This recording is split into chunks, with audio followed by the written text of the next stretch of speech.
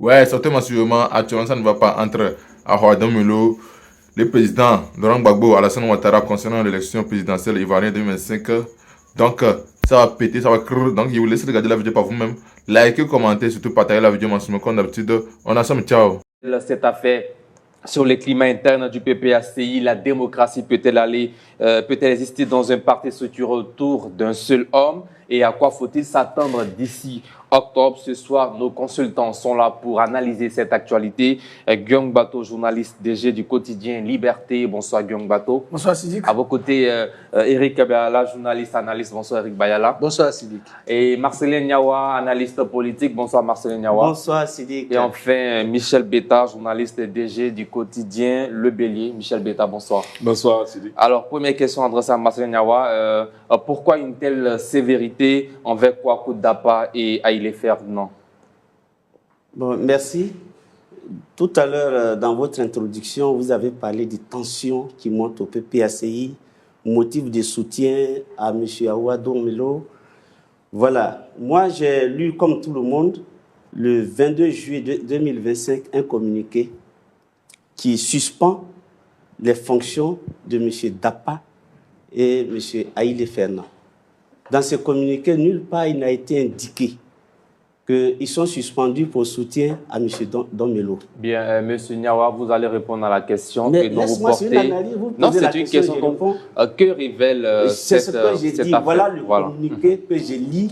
Le communiqué ne vous n'allez pas permettre nous dire comment nous devons faire notre introduction, non, mais je ne dis pas, non, mais on est là pour analyser. Allez-y, donc pourquoi une telle sévérité envers Kouakou Dapa et Haïlé Ferdinand? C'est la question que vous êtes adressée. Voilà. Allez-y, répondez. Donc, je disais que nulle part il est indiqué dans le communiqué que M. Dapa et M. Haïlé ont été sanctionnés parce qu'ils soutenaient un homme politique. C'est ce que j'ai lu. J'ai le communiqué devant moi. Mais ce que je vais indiquer, je vais relever, c'est que dans tous les partis politiques, il y a eu toujours des sanctions. Je prends même le cas de mon frère Guillaume Bato qui est là. Il a été sanctionné au sein du FPI. Non. Si. J'ai démissionné. Il a été. Ah non. Laissez-moi finir. Faisons l'effort. Vous avez la parole, mais faisons l'effort de rester sur le sujet. Mais je suis sur le sujet. Non. Vous êtes en train de dénaturer le sujet de cette émission. Allez-y, répondez à la question. Je vais dire que ces gens de communiquer au PPACI, je me suis rapproché de ce parti. Il n'est pas nouveau. La preuve, en 2023, il y a eu des cadres du PPACI qui ont été relevés de leurs fonctions. Tel que, par exemple, je vais parler de Kouya Justin qui a été rétrogradé et Aïmene Jean Blaise qui a été... Alors, mais on a du mal à comprendre ces deux cas récents. Comment vous expliquez? Qu'est-ce qui fonde cette décision du PPACI? Bon, d'accord, ce que je peux savoir, ça dépend du pouvoir discrétionnaire du président de tout parti politique ou de toute organisation. Il nomme et il démet en fonction des informations qu'il a. Mais quand je m'attends au communiqué, qui dit bien qu'il n'est pas, il est interdit à tout cadre du parti, étant dans le secrétariat général, d'être membre d'un secrétariat général d'un autre cadre, il est aussi dit qu'il y a des rapports qui sont demandés au cadre du parti. Donc, au cas où la personne n'a pas donné son rapport, ou bien depuis un certain temps, il ne participe plus aux activités de ce parti, il y a du pouvoir du président du parti de mettre fin à ses fonctions. Le communiqué, quand je le lis bien, ils n'ont pas été radiés de leur parti politique. Ils sont toujours militants de ce parti politique, seulement que là où ils étaient, ils ne sont plus là. Voilà ce que je constate. Bien. Eric Bayala, réaction, quelle lecture faites-vous de ce communiqué du PPACI? Bon, c'est une organisation interne qui est régie par ces textes. Certainement que les mises en cause ont eu à apporter peut-être entorse à une des dispositions réglementaires du parti. Et donc, c'est pour cela qu'ils ont été relevés. Mais tout à l'heure, dans les propos de M. Niawa, il a dit qu'il y a certains camarades, en l'occurrence Kouya Justin, qui ont été rétrogradés. Mais maintenus dans l'appareil, mais pas au même poste. Mais ici, il ne s'agit pas de personnes rétrogradées. Elles ont été relevées de leurs fonctions. J'ai dit aussi des gens qui ont été relevés. Elles ont été relevées de leurs fonctions. Ce qui embête, c'est que au cours de nos discussions, j'avais déjà demandé pourquoi est-ce que le PPACI avait une telle posture vis-à-vis du vice-président Awa Domelo. Je pense que c'est de là que tout est parti. Et puis, de certaines personnes qui sembleraient, comment on appelle ça, avoir des acquaintances avec lui. Parce que quand vous regardez le courrier de Kwaku Dapa Donatien, qui est très clair, qui a saisi le comité de contrôle, qui est une instance du PPACI, on aurait été plus à l'aise qu'il soit traité au moins, convoqué devant le conseil de discipline, dirigé par le ministre Amouakon, pour dire, bon voilà, il y a eu une inconduite au niveau des textes ou bien un acte manqué, pour que le conseil de discipline se saisisse de ce cas-là, pour pouvoir véritablement vider, s'il y a contentieux, ce qui pourrait les opposer à la direction du parti. Que nenni, ils ont été victimes, j'allais dire, de leur trop claire, de leur clairvoyance sur la question de la candidature ou bien de la solution B, autre que celle de la candidature du président Laurent Gbagbo. Ils ont payé cash. C'est vrai, c'est une organisation interne au niveau du PPACI, mais pour quelqu'un qui aspire à donner du dynamisme à la démocratie et puis avoir ce genre d'attitude sans laisser la possibilité à d'autres voix contraires à la sienne de pouvoir s'exprimer, c'est vraiment regrettable. Bien. Michel Betta, est-ce qu'on peut tisser un lien entre ce communiqué du PPACI et puis cette lettre qui a fuité de Kwaku Dapa Donatien en date du 27 juin 2025, objet suggestion de vote autosaisine pour la convocation d'une convention. Et on voit notamment au nombre des propositions, il parle de la prorogation du mandat du président du PPACI, Laurent Gbagbo. Il disait également qu'il était en fin de mandat le 17 octobre prochain. Et puis le deuxième point, c'était élection de 2 ou un candidat supplémentaire dont les dossiers permettraient de déverrouiller le mécanisme du parrainage à temps. Comment vous réagissez? Moi, je suis nullement surpris que le PPACI ait pris ce genre de mesures-là à quelques mois des élections. Vous savez, nous sommes à 3 mois des élections et je pense que tout parti sérieux a une dynamique pour la victoire. Aujourd'hui, c'est le PPACI et le PDCI qui voient leur leader exclu du parti. Moi, je dis souvent, exclu des élections actuellement. Moi, je dis souvent, c'est une injure et une injustice même pour nous-mêmes, analystes, de dire à ces personnes-là, à ces nombreux Ivoiriens-là, de laisser leur candidat pour choisir un autre. C'est pas juste de notre part. Parce qu'en son temps, on n'a nulle part vu le RDR de Alassane Ouattara, aujourd'hui RADP, demander à ses militants de laisser leur leader pour choisir quelqu'un d'autre. Moi, je pense que c'est pas cohérent. Ce qu'il leur a demandé aujourd'hui, c'est se battre, tout vaille que vaille, démocratiquement, pour que leur candidat soit inscrit sur la liste électorale et puisse participer aux élections. C'est ce qui serait juste. Et moi, je pense que tout leader de ces organisations-là devrait s'inscrire dans cette logique-là. Et Laurent Gbagbo, qui est quelqu'un, historiquement, on connaît son combat pour la démocratie, on connaît son combat pour la dynamique politique. Sa démarche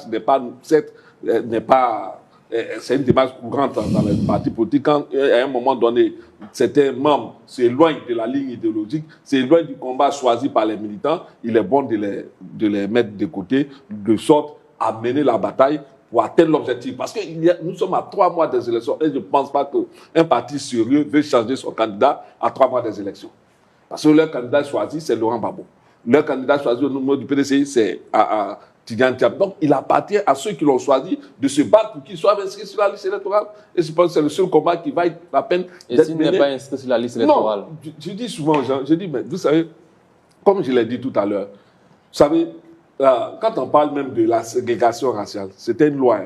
Mais cette loi-là, quand elle est juste, alors, ceux qui doivent la défendre, c'est le peuple. Je pose cette question dans la mesure où, s'il n'est pas réinscrit sur la liste électorale, le parti n'aura pas de candidat à la présidentielle. Et mais quand c'est une alternative inenvisageable. Sont également, moi, je pense que c'est une alternative inenvisageable pour les militants. Parce que pour eux, ils ont choisi leur candidat, il faut qu'il soit sur la liste électorale. Donc, ils se battront comme ils vaillent pour qu'il soit sur la liste électorale. Bien, merci. Alors, Guillaume Bato, quelle lecture vous faites de cette situation au sein du PPACI? Un communiqué et après, on voit une lettre qui date du 27 juin 2025 qui proposait également, qui faisait des propositions à la direction du parti. Non, il ne faut pas faire preuve de langue de bois. le PPACI, c'est le règne d'un maître absolu. Voilà, c'est la dictature. Bon, mon ami Yawa essaie d'enrober. On sait pourquoi ces militants du PPACI ont été mis de côté. Parce que justement, le jeune Fernand Haïlé a dit ouvertement qu'il soutenait, parce que quand le premier courrier de M. Domelo au président Gbagbo, que nous avons publié au niveau du journal Liberté, a été rendu public, tu référais du PPACI au conseil à s'en prendre vertement et sans ménagement à M. Domelo. C'est dans ce cadre-là que M. Haïlé a estimé que ses amis, ses camarades de parti n'avaient pas raison de s'en prendre à un vice-président, simplement parce qu'il a fait une proposition. Et que lui, personnellement, il soutenait une telle démarche. C'était le crime de lèse-majesté. Voilà. Ensuite, on a appris après, mais M. Dapa Kwaku Donatien, quelques mois avant, avait saisi le comité de contrôle, comme l'a rappelé Bayala, pour lui aussi faire des propositions. Au PPACI, c'est Gbagbo ou rien, et Gbagbo, c'est le parti, c'est le texte, c'est tout. Voilà. Donc, ces cadres du PPACI ont été frappés sans discernement, voilà, parce qu'ils ont osé soutenir autre chose que la voix officielle du parti. Vous voyez, c'est curieux. Les gens qui demandent le dialogue politique au plan national, qui chaque jour parlent de démocratie, qui parlent de réconciliation, mais que des cadres fassent des propositions. Mais cela participe de la dynamique du débat interne.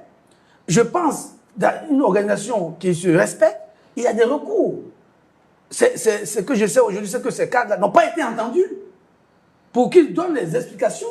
Généralement, on ne peut pas condamner quelqu'un sans l'entendre, même au tribunal. On vous permet, au pire criminel, d'avoir un avocat pour se défendre. Monsieur Kwaku a écrit, Monsieur Dapa a fait un courrier, saisi le comité de contrôle. Monsieur Haïlé a pris position publiquement. Le PPACI n'a même pas pris la peine de les écouter pour qu'ils motivent leur prise de position, on les débarque. Voilà. C'est comme ça. Le temps de les écouter. Le temps de Vous dites, on peut les débarquer le temps de les écouter. non, ça se passe pas comme ça. Ça se fait comme ça. Non, là, le minimum, quand on est Parce que s'il y a une présomption d'innocence, parce que la pendant qu'il y a la présomption d'innocence, on t'écoute d'abord. Et quand les faits sont avérés, et puis on te débat. Un parti qui se veut démocratique. Un parti est dangereux pour la démarche du parti. Parce que, en quoi elle est dangereuse clairement. Parce que le parti actuellement, il s'agit de gagner la présidentielle. Mais on n'a pas encore. Nous sommes à 3 mois de la présidentielle. Ce n'est pas le jour du vote.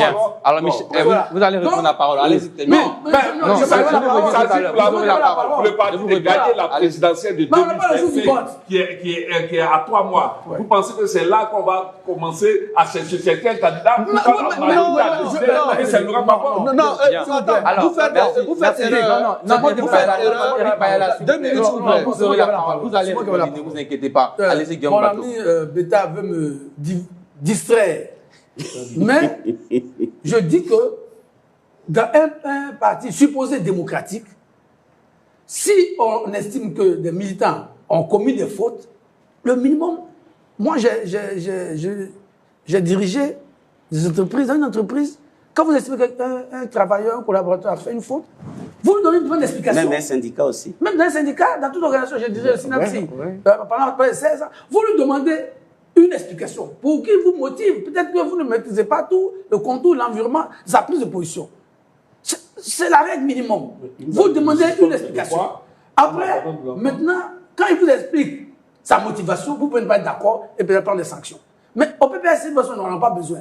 Puisque le parti, c'est Gbagbo, les textes, c'est Gbagbo, le fonctionnement, c'est Gbagbo. Et les militants qui choisissent un candidat, c'est Gbagbo. Mais les militants qui aussi proposent des voies alternatives, c'est de la réflexion. Bien. C'est de la réflexion. Merci. Donc aujourd'hui, il n'y a pas à chercher de motivation. Allez-y. Merci. On sait au niveau du PPACI que quand vous n'êtes pas d'accord à la ligne officielle et avec Mme Nadi Gbagbo, bon.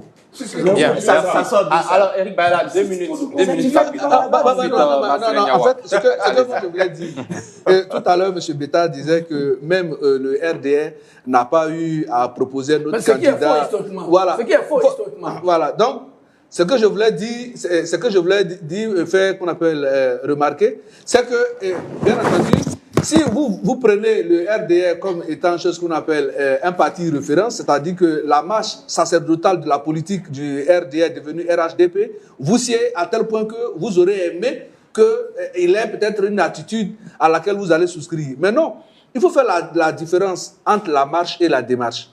Ce que les gens proposent aujourd'hui, dans une fidélité d'action, ils ne veulent pas que la marche engagée par le PPACI soit trahie par la démarche non seulement du président actuel qui est inéligible et de certains candidats qui peuvent porter l'étendard pour le parti. Parce qu'on ne dirait pas qui a gagné les élections. Les élections se rattachent à un parti politique, parrainé par un parti politique, parrainé par un appareil. Et donc aujourd'hui, il faut la proposition de dire le PPACI, dans sa conception actuelle, peut aller à ces élections avec un autre visage autre que celui du président Laurent Gbagbo. Le dit est considéré comme avoir commis un crime de lèse-majesté. Dans n'importe quel tribunal, même quand il y a les assises criminelles, ceux qui sont prévenus, ils bénéficient de ce qu'on appelle la présomption d'innocence. Tant que le contentieux n'est pas vidé, on ne peut pas situer la responsabilité. Donc, pour quelqu'un qui veut aller à la rencontre des suffrages dans un contexte démocratique, aurait pu avoir ce réflexe de retenue, attendre d'avoir écouté les mises en cause, comme l'a dit, et puis d'éprouver leurs argumentations vis-à-vis de ce qui a motivé leur prise de position avant de se prononcer. Bien. Marcelin Malheureusement, ils ne pourront pas s'exprimer sur la question. Oui, mais j'entends bien un mot qui me plaît bien, la bouche de Bayala. Alors finalement, on commence à voir le lien entre, ou est-ce que vous voyez un lien entre cette lettre du camarade Dapadonacien et la sortie, le communiqué du PPACI. Mais justement, c'est là que j'allais en venir pour dire que voilà pourquoi, lors de l'introduction, nous avons voulu que vous nous laissiez faire notre travail. Allez-y, continuez. M. Bayala a dit qu'il faut aborder la question avec beaucoup de retenue, et je suis d'accord avec lui. Mais ce que vous venez de dire, le courrier dont vous parlez, le courrier, vous avez donné une date, le courrier date du 27 juin. Et le courrier que M. Domelo avait publié, que M. Guillaume Bateau a publié, il vient après, entre 29 et 30 juin, je crois. C'est dans ce... Alors, s'il est tant vrai que c'était pour des raisons, comme lui le dit, Guillaume Bateau, de Domelo, pourquoi ne pas renvoyer Domelo lui-même et c'est les autres qui veulent le soutenir comme... Ça peut dire que ça, c'est un faux débat qu'on est en train de créer. Il ne faut pas chercher à diaboliser coûte que coûte le PPACI qui en rend serré pour les élections présidentielles actuellement. Le PPACI et le PDCI qui sont dans un front commun, qui se consolident tous les jours, ils se réunissent, ils réfléchissent aux stratégies. Je pense que leurs adversaires sont en train de voir. Ils créent un faux débat. Du genre, oui, on licencie tel. Mais le courrier, je reviens encore au communiqué qui a été publié. Le communiqué dit est clair. Il ne dit pas que ceux-là, ils ont été débarqués de leur poste parce qu'ils étaient en acquaintance avec un tel cas. Mais là, laissez-moi finir. Quand il dit, on aurait dû les convoquer. Mais justement, ils n'ont pas été radiés du parti. Donc, on peut les débarquer pour pouvoir les entendre. Voilà. C'est des mesures conservatoires, c'est partout ça existe. Donc, où est le problème après, si on réhabilité, c'est ça. Mais pourquoi pas on réhabilite dans un parti, dans un parti ou même dans un syndicat c'est les congrès seuls qui ont habilité à radier. Il n'y a pas de radiation. Donc, ils sont militants. Mais on peut les structures peuvent continuer de travailler pour les interroger. Merci Marcelin Niawa. Allez-y Michel Bétard. Oui, vous savez, moi quand je me réfère même au courrier, il y a des directives qui ont été données à tous les responsables du PPACI. Est-ce que vous voyez que ces directives-là, elles devaient être remplies depuis avant et ils ont repoussé la date au 31. Peut-être que ceux-ci qui sont censés... Peut-être. Je suppose. Ceux qui sont censés je pense que c'est pas s'il te plaît. Ceux qui sont tentés rendre compte aux partis des différentes activités et de leurs missions qui ont été confiées, peut-être qu'ils ont failli à certains niveaux. Parce que aujourd'hui, je le dis, contrairement à ce que les gens pensent, c'est pas un choix de Laurent Gbagbo, c'est un choix de ses militants. Quand plus des milliers d'Ivoiriens choisissent un candidat, vous pensez que l'exclus, ils vont rester inactifs? Mais ils vont réagir. Et c'est cela leur réaction que Laurent Gbagbo veut canaliser en décidant que ceux-ci, pour l'instant, soient mis sous les teignoirs, le temps d'aller à la conquête du pouvoir. Mais c'est clair. Le temps d'aller à la conquête du pouvoir, toutes ces questions-là pourront être débattues après. Parce qu'aujourd'hui, les militants du PPACI ont choisi. Leur candidat, c'est Laurent Gbagbo. Mais Laurent Gbagbo ne peut pas décider même de quitter. Parce qu'il faut que les militants se réunissent pour dire, toi, Laurent Gbagbo n'est plus notre candidat, soit. Mais pour l'instant, c'est Laurent Gbagbo. Donc, il faut s'inscrire dans cette dynamique-là si tu fais partie de ce parti-là. Et est-ce que tout plan B? Non, le plan B, c'est Laurent Gbagbo. Donc, je ne sais même pas pourquoi toi, personnellement, parce que tu veux te substituer aux militants. Non, moi, je ne donne pas mon avis sur ces débats. Si un militant, quel que soit son rang, veut se substituer à tous les militants pour décider autre chose, là, il se met à porte-à-porte. Le plan B, non, pas encore. Ceux qui proposent le plan B n'excluent pas le plan A. Non, mais si tu n'exclues pas, ne sont pas en train de dire que Laurent Gbagbo ne doit pas être candidat. bats-toi pour que ce plan A-là soit effectif. C'est ça la question. Parce qu'aujourd'hui, injustement, il est écarté. Et quand il y a une injustice, il appartient aux Ivoiriens, aux militants de se battre pour que ce soit réparé.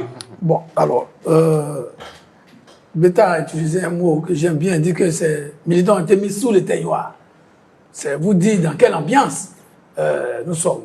Mais plus sérieusement, d'abord, mon ami Yawa a essayé de faire une comparaison entre la situation du RDR depuis les années, la création du RDR.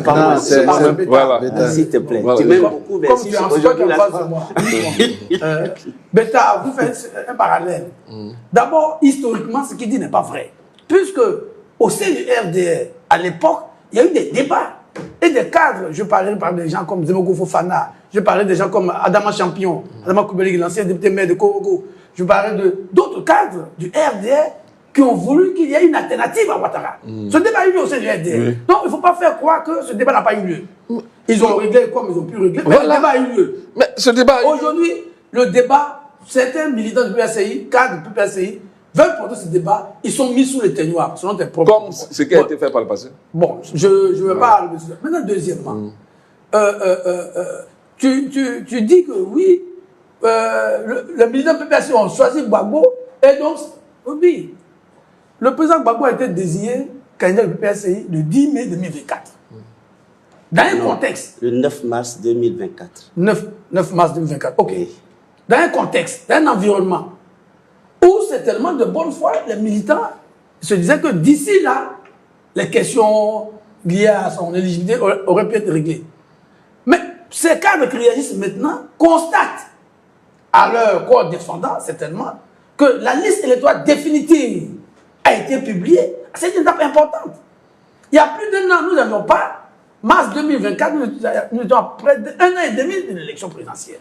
Donc, on peut désigner un candidat en espérant que, pour utiliser tes propos, qu'on va se battre.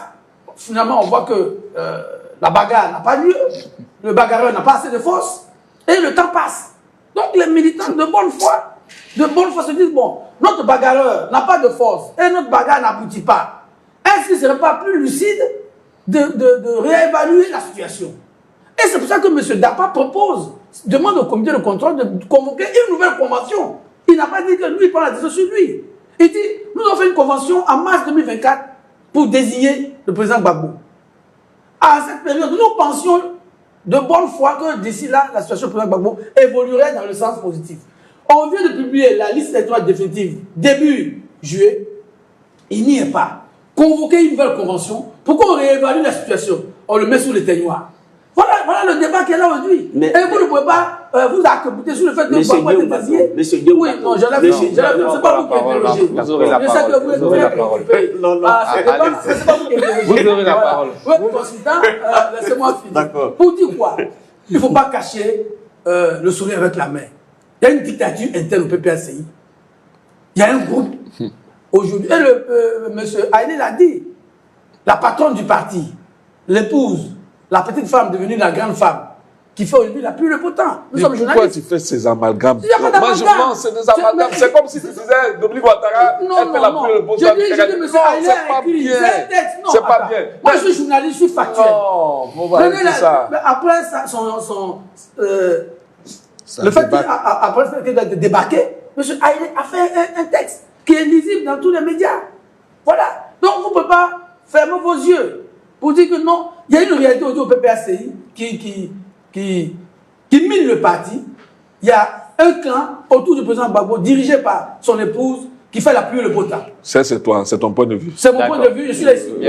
Merci Guillaume Gato. Eric Bayala et Marcel Niawa avant la pub. Allez-y. Oui, mais moi, ce que je voulais dire, hein, M. Beta, vous êtes revenu sur plusieurs sujets à la fois, mais comme on le dit, un projet de candidature est porté par l'ensemble des militants au sein, si vous voulez, des instances qui gouvernent le parti. Et au niveau donc du PPACI, la convention a décidé de faire du président Laurent Gbagbo le candidat du PPACI pour ces élections. Mais on constate que, au regard des courriers, qu'il y a un problème même de légitimité dans le fonctionnement du parti qui va se présenter à partir du 17 octobre parce que M. Laurent Gbagbo sera en fin de mandat en tant que président du PPACI. Oui. C'est d'abord un fait. Le second fait, c'est qu'il n'est pas électeur. Dès l'instant où il n'est pas électeur, il ne peut pas être candidat aux élections présidentielles. Au moment de son choix, il n'était pas électeur. Donc, aujourd'hui, on constate que ce qui avait prévalu hier, en espérant qu'à l'usage du temps, on aurait pu avoir gain de cause, il se trouve que malheureusement, les jours passent, la situation est stagnante, rien n'évolue, et le parti semble ne pas pouvoir bouger et avancer. Quand bien même qu'on a l'amour et l'espoir espéré autour du président Laurent Gbagbo, mais la sagesse africaine commande évidemment encore ne met pas tous ses œufs dans un même panier. C'est une sagesse universelle. Voilà. Et donc, africaine. c'est pour cela qu'ils ont proposé pour dire on propose un plan B.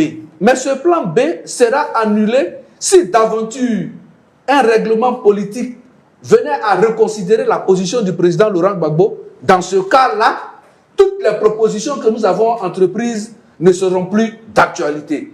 Mais je pense que c'est une personne lucide qui apporte une telle réflexion. Pour dire, proposons, au cas où ça n'aboutit pas, on ne sera pas surpris par le temps. Mais c'est que au cas où ça aboutit, bon, voilà que...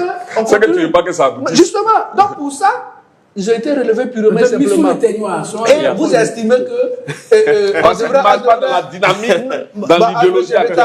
Bon, donc vous estimez qu'on devrait d'abord ne pas les avoir entendus, les suspendre. Oui. Et puis, voilà, et vous avez abordé une question sur laquelle je voudrais revenir rapidement. Vous avez dit peut-être qu'il y a eu des missions et des consignes qui ont été, qu'on appelle ça, présentées aux coordinateurs régionaux, locaux et tout. Peut-être qu'ils n'ont pas rempli, mais justement, on ne règle pas les problèmes dans un parti politique au cas par cas. On dit qu'il y a un délai d'exécution et il y a une date de fin. Quand la date de fin arrive, on convoque les concernés et puis on dit, bon, on fait le point de la situation. Maintenant, ceux qui n'ont pas rempli les conditions, ensemble, on décide de la sanction à leur portée. Mais pendant que c'est prorogé jusqu'au 31, et qu'on n'a pas encore fini de faire le point de la situation, vous sanctionnez. Mais ça veut détruire même la dynamique. Non, ça vous dit clairement que l'argument que vous avancez n'est pas pertinent et c'est pas ce qui a prévalu dans les choses. Oui, j'ai des précisions à faire parce que quand j'écoute M. Bayala et Guillaume Bato, ils sont dans une logique de diabolisation du PPACI. Oh là là, ça est là.